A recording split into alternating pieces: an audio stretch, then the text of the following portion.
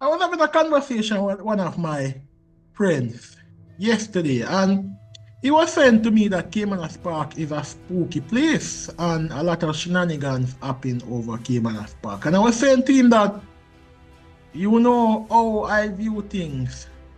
I don't just go around leveling accusations and making innuendos about things happening without having concrete evidence. But regardless to say, I said to him that the Jamaican society by itself is a very spooky society, and a lot of shenanigans take place in the Jamaican society, which means that it's not far-fetched for any organization or any entity that is in the Jamaican society that falls under this Jamaican mindset where everybody feels as if they must hustle everybody. Everybody feels as if, I would say everybody, we're talking in general terms. In general, right?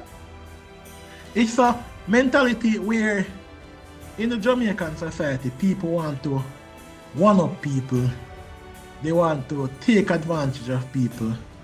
It's all about me, right? We have moved from in the days of the 60s, the 50s, the 40s, where it was a community-based thing in terms of people were looking out for people. You still have some of that, but it now becomes an individualistic kind of thing. Even in the horse racing, it becomes difficult for there to be a punters association because guess what? Punters don't want to come together because every punter want to be that person.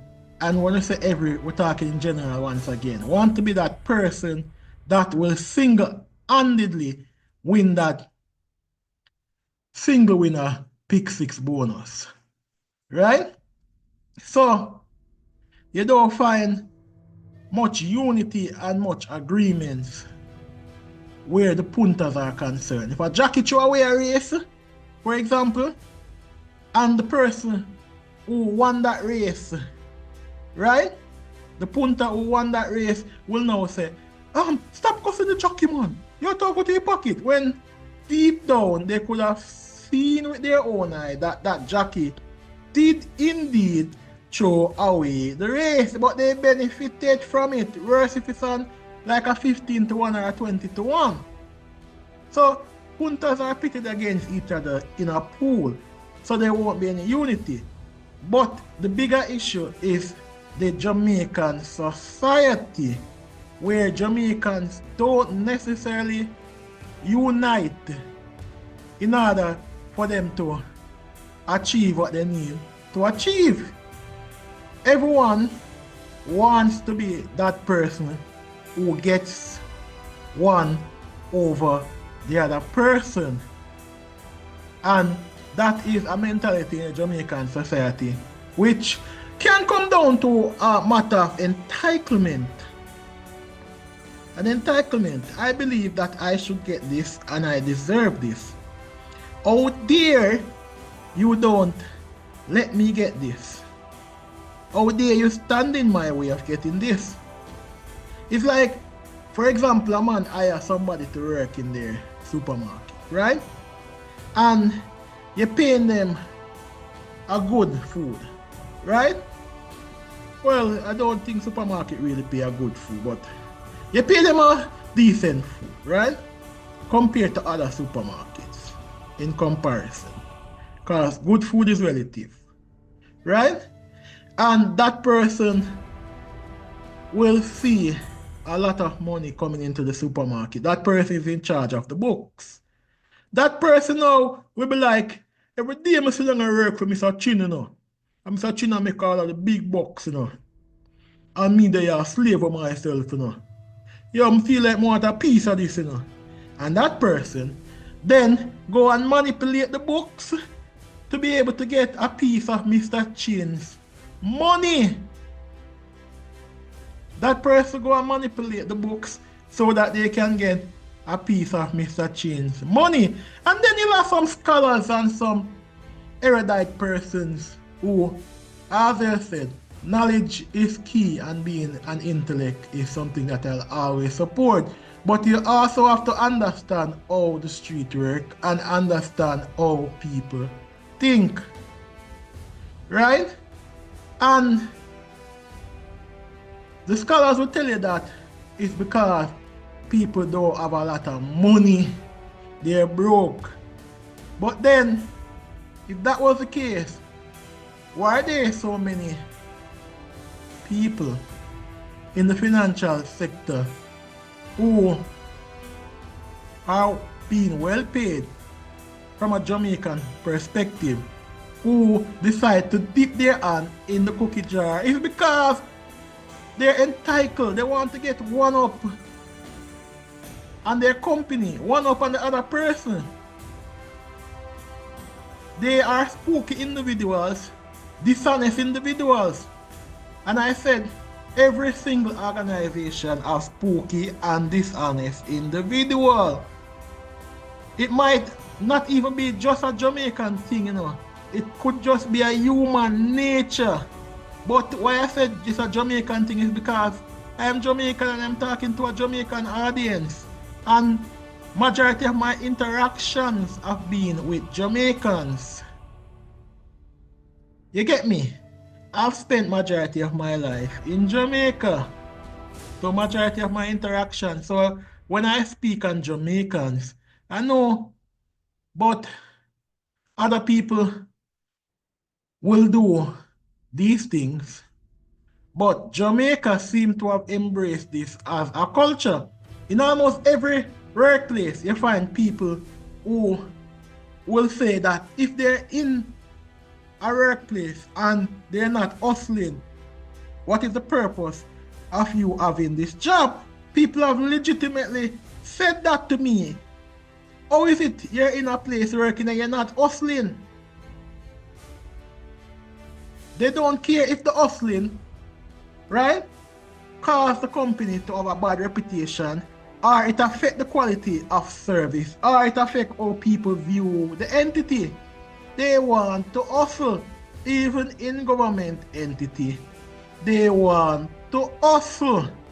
You go to a government entity, want to get something approved, and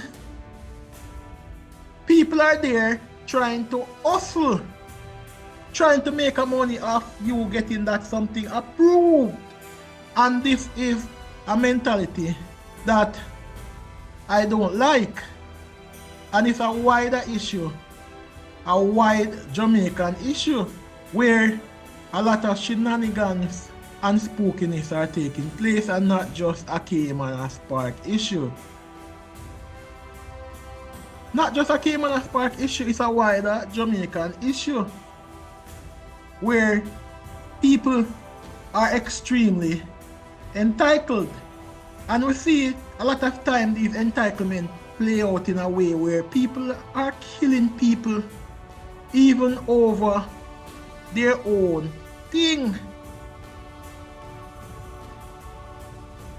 A man will see a man walking on the street, and before he goes and work like that man just coming from work, tired as hell, probably just finish a 12-hour shift, and you was at home the entire day, probably with a young lady the entire day. That man had to leave his young lady and go to work for probably even a boss that he doesn't even like. And you see that man walking on the street, and then you walk up to that man and you rob that man of his money. He probably just got his paycheck and probably drew his entire paycheck to pay his rent. He just got his fortnight pay, and he drew his fortnight pay to pay his rent and buy some grocery, and you went and you robbed that man, and then sometime you kill that man. For what? Because they feel entitled to what that man have. So it's a wider issue, a Jamaican society issue, and it's a cultural issue.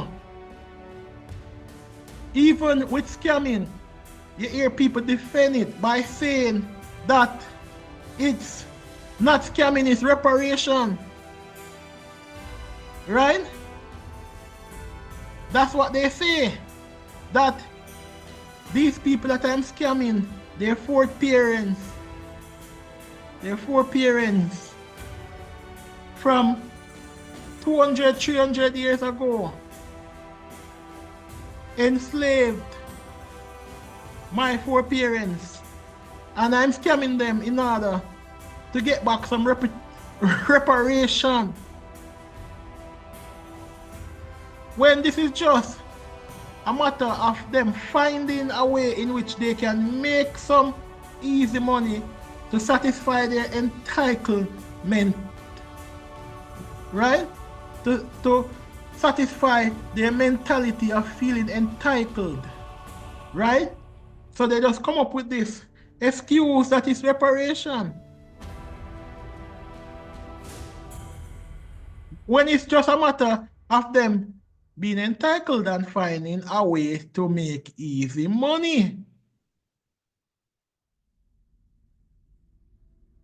The bottom line is Jamaican society as a whole needs to change overall.